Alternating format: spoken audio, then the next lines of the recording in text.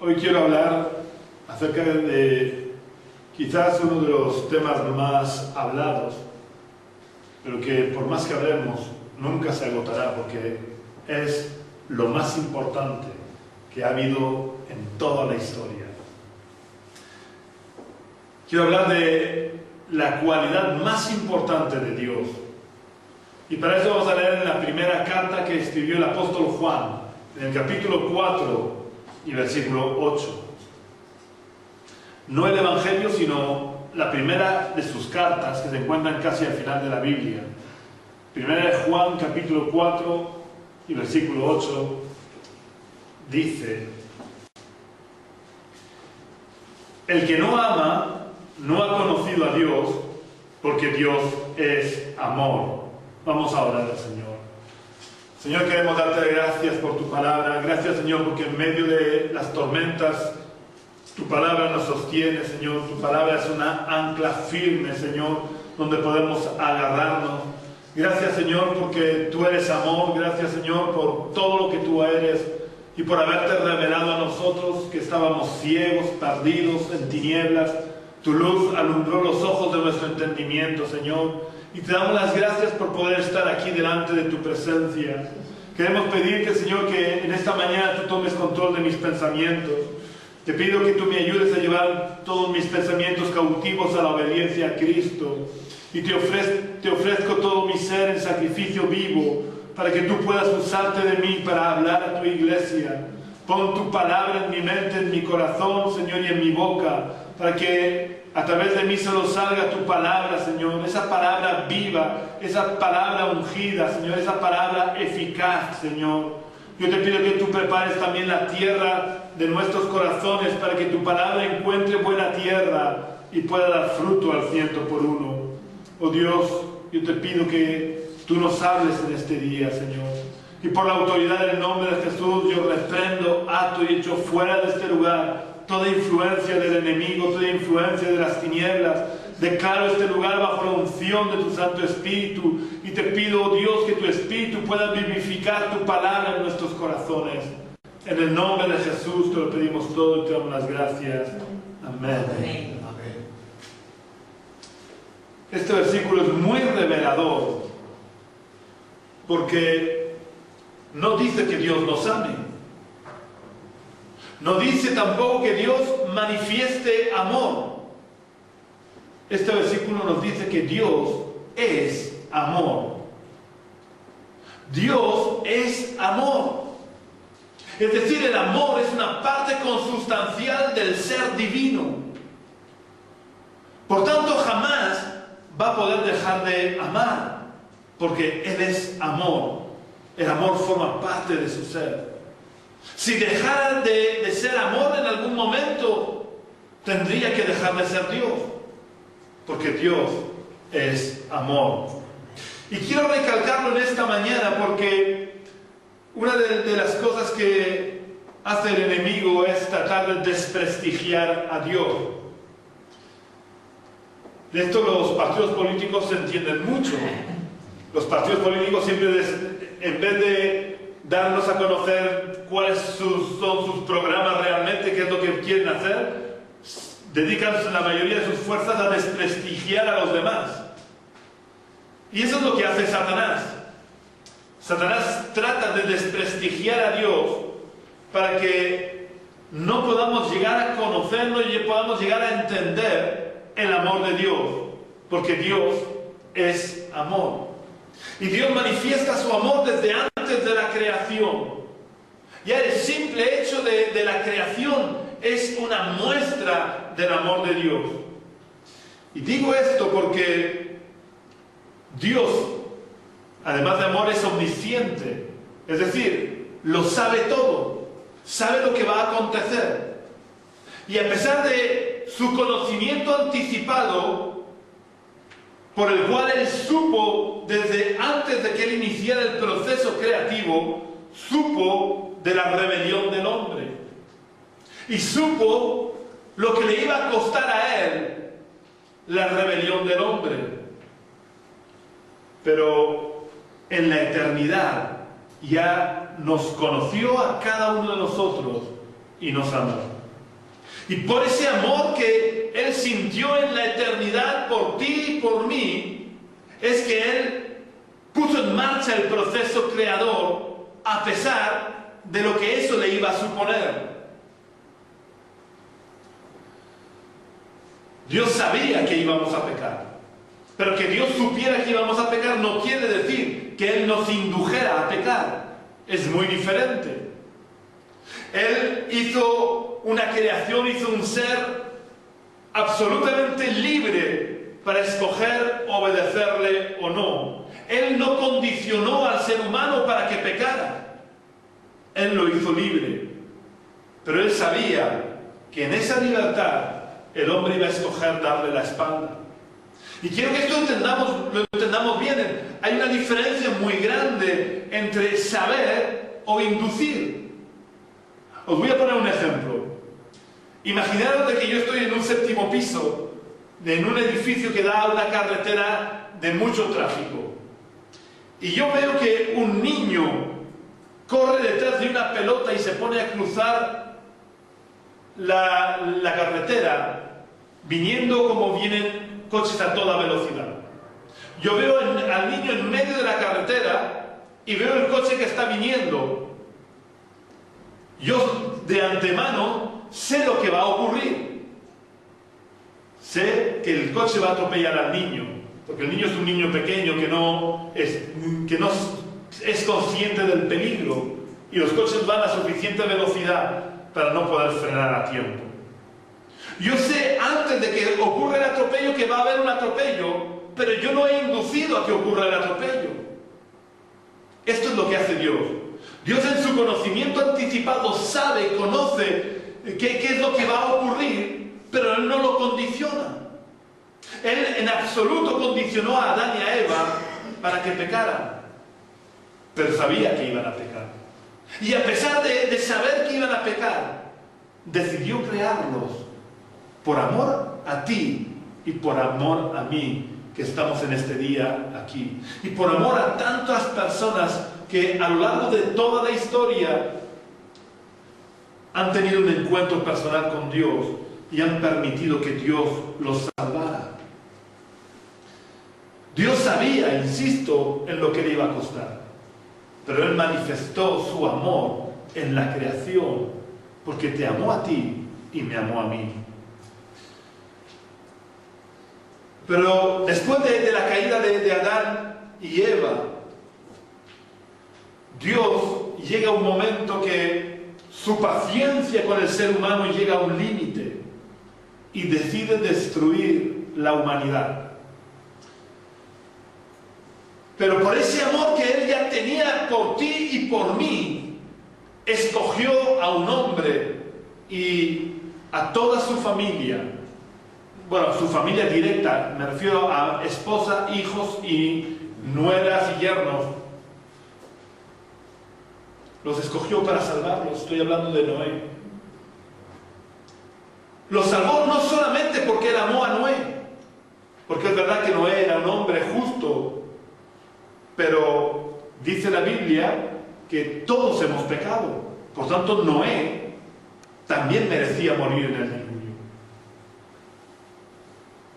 Pero Dios, porque nos había conocido a ti y a mí y a todos los que un día iban a aceptar el regalo de la salvación, porque nos conoció desde antes de la fundación del mundo y nos amó, decidió escoger a Noé y salvarlo de las aguas del diluvio, para que de esa manera tú y yo pudiéramos llegar a conocerlo. Después del diluvio la maldad volvió a aumentar, y en medio de la maldad, de la perversión, de la corrupción, Dios, por su amor a ti y su amor a mí, escogió a un hombre idólatra.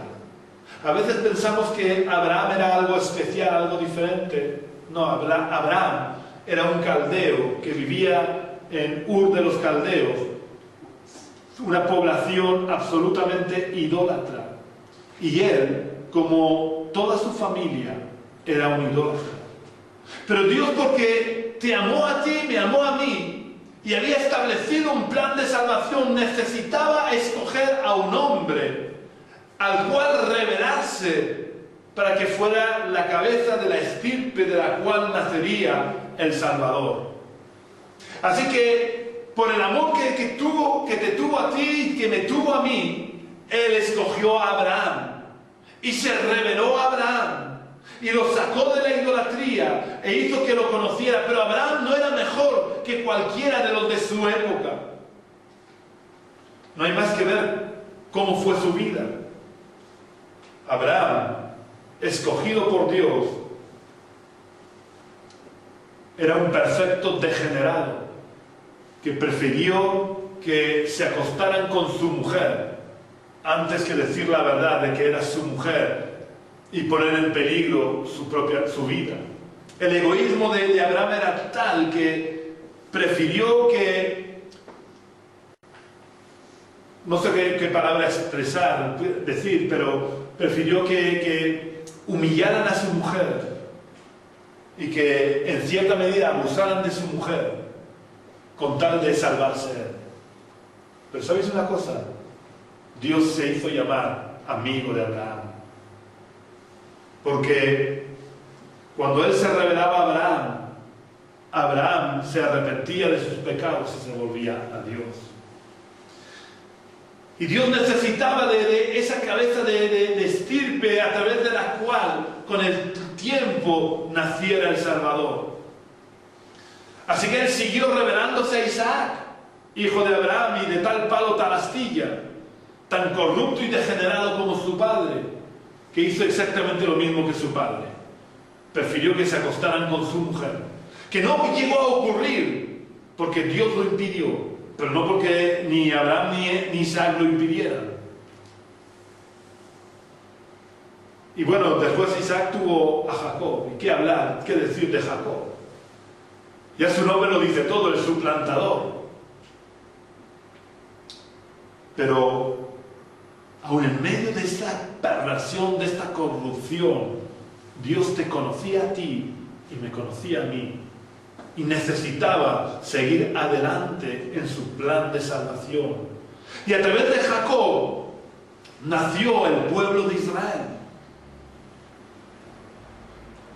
Y Dios permitió, incluso por amor a los cananeos, pueblo absolutamente idólatra, perverso, practicante de la hechicería, la brujería y todo tipo de corrupciones, que sacrificaban a sus hijos a los dioses. Por amor a ellos, tuvo a su pueblo 400 años cautivo en Egipto. Porque Dios le avisó a Abraham: tu descendencia será esclava en Egipto, porque la maldad del cananeo no habrá llegado a su colmo. Pero cuando se pasaron esos 400 años, ya la maldad era tal en Canaán que Dios no pudo soportarlo. Y como Dios te amaba a ti, me amaba a mí, y amaba a su pueblo, libertó a su pueblo. Y manifestó su amor ya mostrando qué es lo que sería su plan de salvación con la celebración de la Pascua. El establecimiento de la celebración de la Pascua no fue un capricho de Dios. Dios podía perfectamente haber destruido a los egipcios y haber libertado directamente a Israel, pero Dios quiso que se estableciera la Pascua para que fuera un recordatorio por todas las generaciones de que desde la eternidad y hasta la eternidad Dios nos amó y quería salvarnos. Por amor a ti, por amor a mí, Dios introdujo a su pueblo en Canaán, en la tierra prometida, porque si no hubiera sido por el amor que Dios nos tenía, todos los pueblos que conquistaron los israelitas eran más poderosos que ellos, empezando por Jericó y acabando por el último pueblo. Imaginaros qué fortaleza militar podía tener un pueblo que había sido 400 años esclavo. Y os digo una cosa, supongo que lo sabéis, pero por si acaso, nunca a un pueblo esclavo se le enseña a pelear, para que no se pueda rebelar. Sin embargo, ese pueblo esclavo durante 400 años sale y cansado del camino del desierto, logran conquistar ciudad tras ciudad, pueblo tras pueblo, porque Dios estaba con ellos. A pesar de su rebeldía fue tal que nadie, salvo 2 hombres que salieron de Egipto, nadie más de los que habían salido de Egipto siendo adultos, entraron en la tierra prometida. Solo entraron aquellos que eran, creo que menores de 12 años y los que nacieron durante la travesía del desierto. Y esto fue por amor a ti y por amor a mí. Porque Dios quería establecer su pueblo y quería ser luz para las naciones de alrededor. El propósito de que Israel naciera como nación y se estableciera en Canaán era que ellos fueran una luz para todos los pueblos de alrededor, para que Dios se pudiera revelar a todos los pueblos a través de Israel. Pero Israel le dio la espalda a Dios. Y Dios estuvo soportando las desobediencias de Israel por amor a ti y por amor a mí.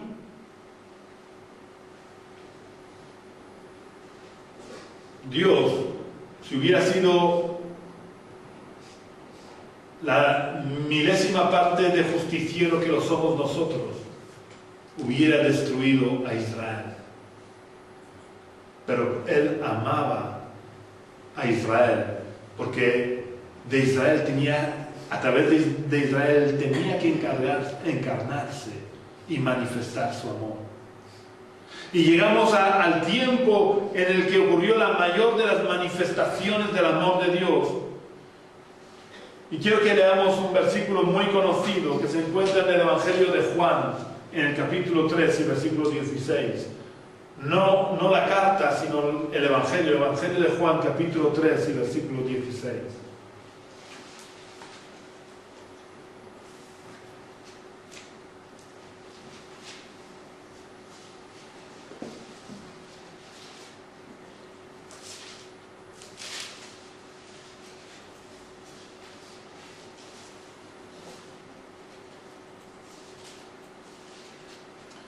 Cuando lo encontres, por favor, leerlo.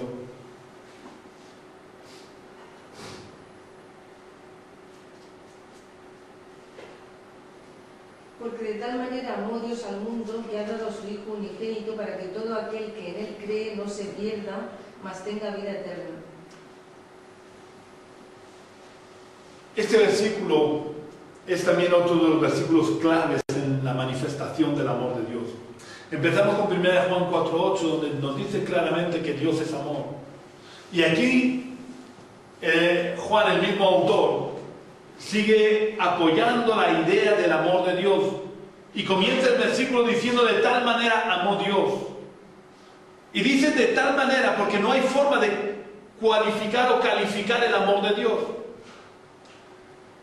Si Juan hubiera dicho el amor de Dios fue tan grande que ha dado a su Hijo unigénito, pues siempre cabría pensar, puede haber un amor más grande. Por muy grande que fuera el adjetivo, por muy superlativo que estuviera el adjetivo, siempre cabría pensar que podía haber un amor mayor. Pero como es imposible que haya un amor mayor, Juan empieza el versículo diciendo de tal manera. No hay palabras para explicar. Juan no tenía palabras para poder explicar cuál era la grandeza del amor de Dios.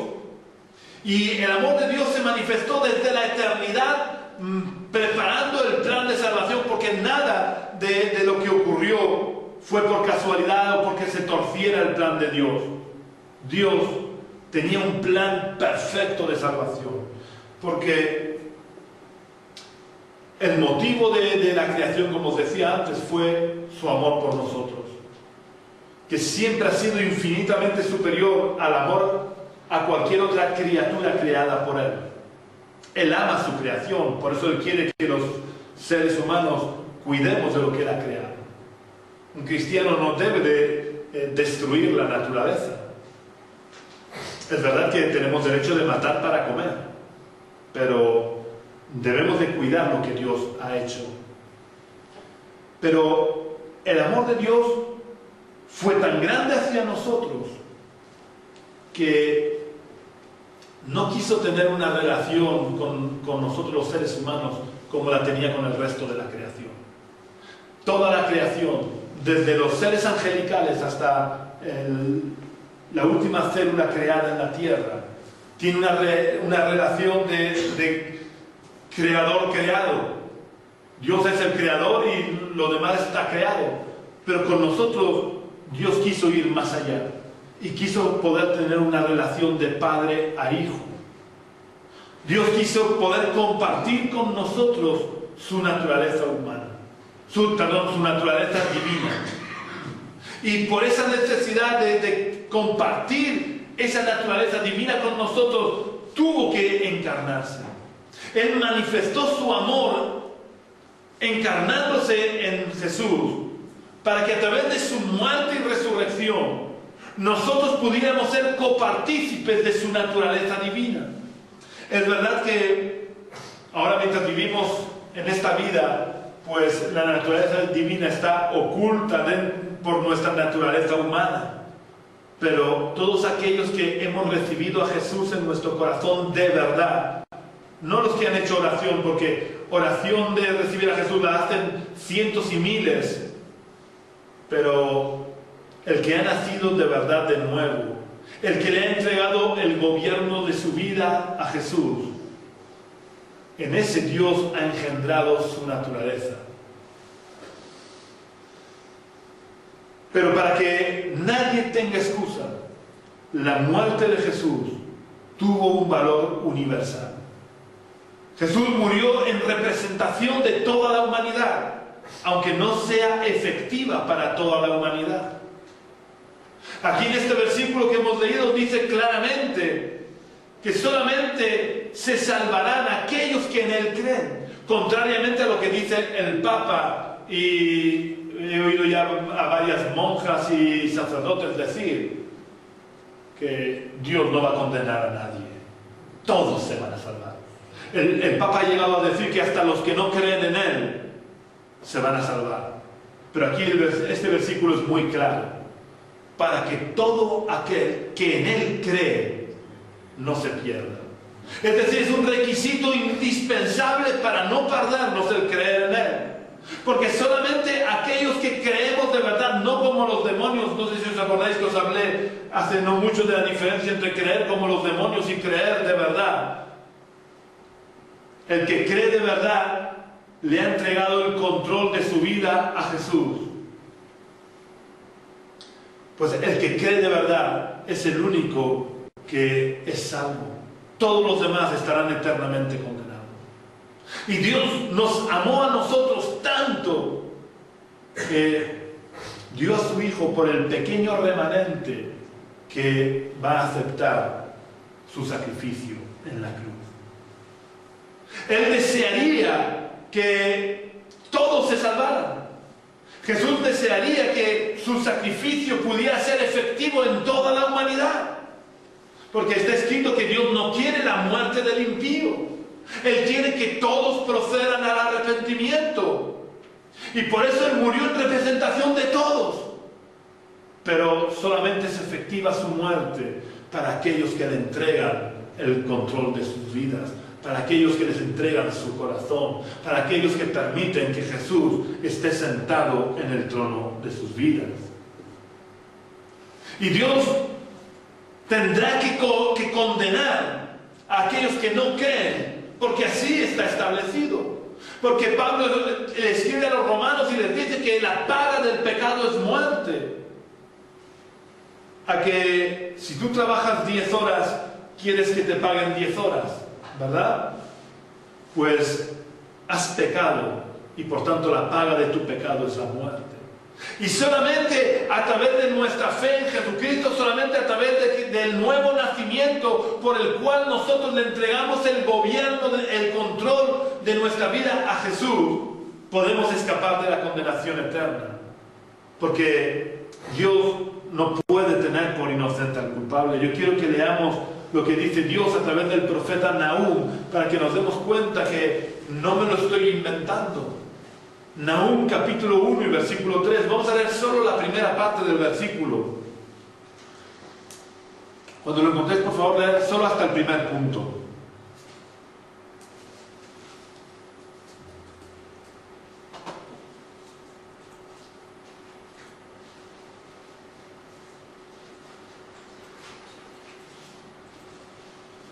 Nahum capítulo 1 y versículo 3. La primera parte, hasta el primer punto. Jehová es tardo para la ira y grande en poder. ¿Sigo? Ya hasta el punto. Y no tendrá por inocente al culpable.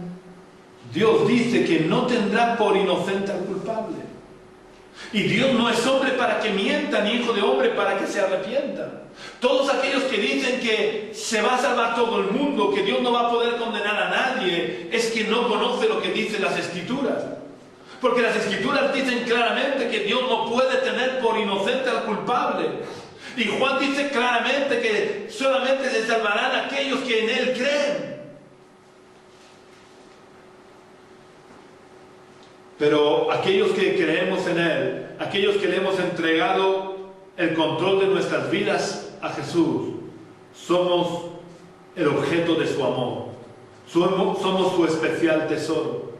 Somos la niña de sus ojos. Y quiero que entendamos la expresión esta de la niña de sus ojos. No se refiere a una hija. A veces cuando decimos eres la niña de mis ojos, piensan, no, se refiere a su hija.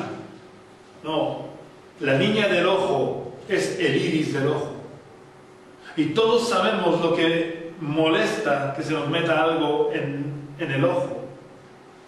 Pues nosotros somos el iris del ojo de Dios. Porque Dios nos protege, nos cuida, Dios nos ama y no permite que nada ni nadie pueda tocarnos. Aunque a veces pueda parecer que eso no es así.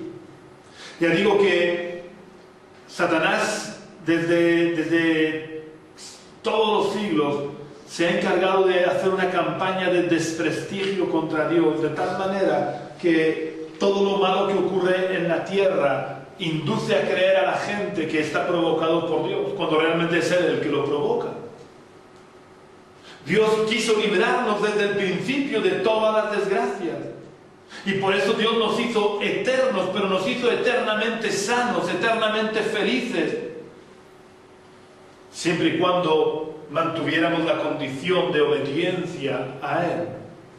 La verdad es que no fue una demanda demasiado difícil la que Dios le puso a Adán y a Eva. Dios le dijo a Adán y a Eva, podéis comer de todos los árboles que hay. No es que le dijo, mira, te vas a alimentar solamente de manzanas, plátanos y naranjas, y todas las demás frutas prohibidas. No, fue al revés.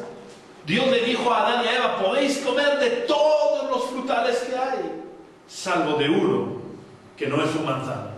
No se sabe qué fruta era, pero le dijo, podéis comer de todos menos de uno. Sin embargo, Adán y Eva prefirieron desobedecer a Dios.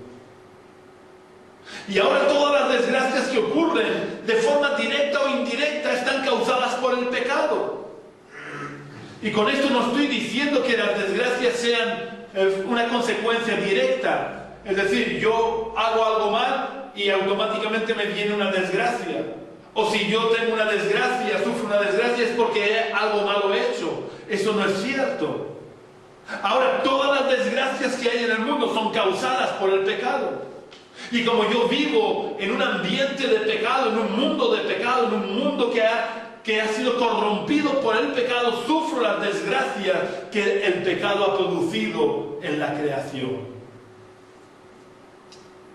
Y cuando sufro una desgracia no puedo volverme a Dios y decirle, ¿y por qué permites esto? Porque Él no quería eso para nosotros. Y a lo largo de nuestra vida, con mucha frecuencia nos ocurren estas cosas.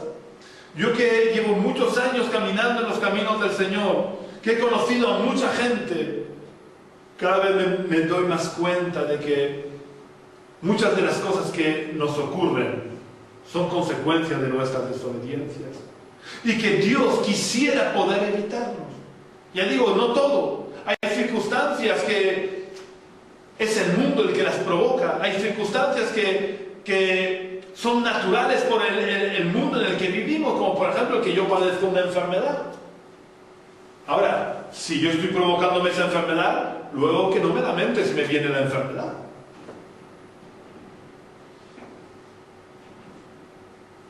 Dios es un Dios de amor, por muchas desgracias que ocurran, por mucho que a veces tengamos que caminar por sombras de valles de muerte, como hablé la semana pasada. Dios es un Dios de amor que nos ama. Dios quiere poder cuidar de nosotros. Dios quiere poder manifestar su amor a cada uno de nosotros. Pero nosotros tenemos que volvernos a Él. Nosotros tenemos que creer de verdad y entregarle el control de nuestras vidas. Quiero recordar el versículo que leímos al principio en 1 Juan 4:8, que dice: el que no ama no ha conocido a Dios, porque Dios es amor. Hemos visto cómo Dios es amor desde la eternidad, y hasta la eternidad Él será amor. En la eternidad pasada hemos visto cómo Dios nos amó, que estableció el plan de salvación para que un día tú y yo pudiéramos conocerlo. Pero en la eternidad futura también Dios manifiesta su amor, diciendo que llegará el día que cuando entremos en la eternidad Él enjugará nuestras lágrimas, consolará nuestros corazones y nos librará de todo dolor. Dios es amor desde la eternidad hasta la eternidad. Pero ese amor que Dios es, que forma parte de su naturaleza, también es engendrada en nosotros cuando Él engendra su naturaleza en nosotros. Cuando nos hemos convertido de verdad a Dios y Él ha engendrado su naturaleza divina en nosotros, como parte de esa naturaleza está su amor. Por eso Juan dice que el que no ama no ha conocido a Dios. El que no ama no ha nacido de nuevo, porque Dios es amor y tenemos la naturaleza de Dios en nosotros. Dios ha derramado su amor con abundancia en nuestros corazones, dice Pablo también. Pero ¿cómo se manifiesta que amamos a Dios? Yo quiero que pensemos en lo que es tan frecuente en nuestros días, de la violencia de género. Este ejemplo lo pongo con frecuencia, pero es que creo que es el más significativo. Todos o casi todos los maltratadores le dicen a sus cónyuges que les aman. Que les aman mucho. Y nosotros en cierta medida, en ese símbolo, somos maltratadores de Dios. Con mucha frecuencia le decimos que le amamos, pero hacemos todo lo que le causa dolor a Dios. Porque nuestras desobediencias no es que Dios las ve y diga, bueno, me ha desobedecido. No, cada desobediencia nuestra es como un golpe en la mejilla de Dios. Es como darle una bofetada a Dios. Él que lo dio todo por nosotros, y sin embargo nosotros no hacemos más que desobedecerle, que darle la espalda, que rebelarnos contra Él. Pero sí, si alguien nos escucha hablar, pensará que amamos mucho a Dios. Pero como os digo siempre, nuestra vida habla más fuerte que nuestras palabras. Nuestra vida habla tan fuerte que no deja escuchar nuestras palabras. Y yo puedo decir que amo a Dios, pero si soy como un maltratador que le digo a mi esposa que la amo y la estoy golpeando, eso no es amor. Y si yo le digo a Dios que lo amo, pero no le dejo reinar en mi corazón, no le dejo gobernar mi vida, eso no es amor.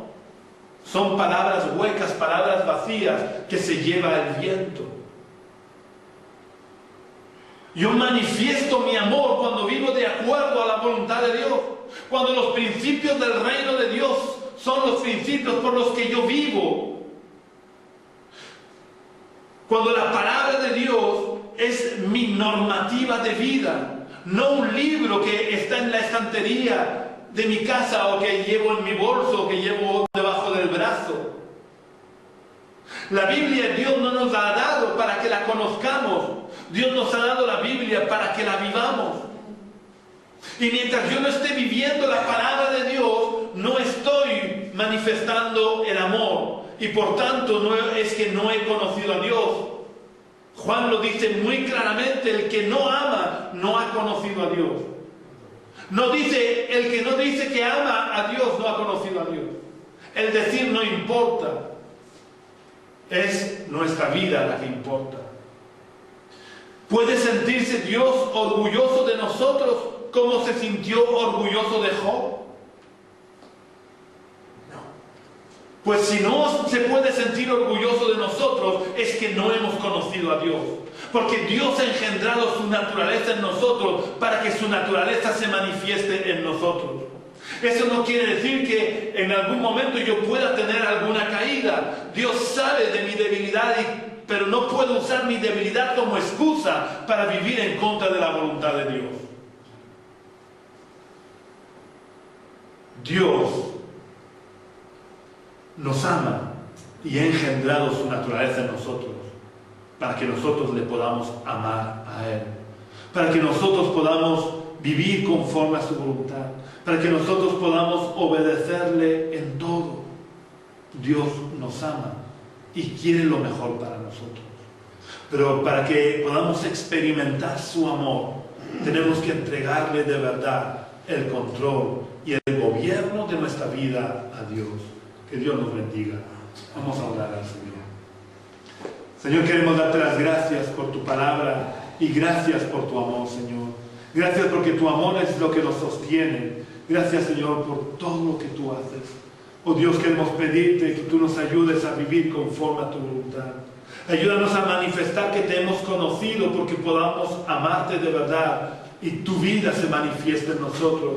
Ayúdanos a vivir tu palabra, que tu palabra no sea un conocimiento teórico que hay en nuestra mente, sino que sea una vivencia diaria, Señor. Ayúdanos, Padre eterno, a vivir conforme a tu voluntad, para poder ser luces en medio de las tinieblas, para poder dar a conocer de tu amor, Señor. Ayúdanos, Señor, de verdad a conocerte cada día más.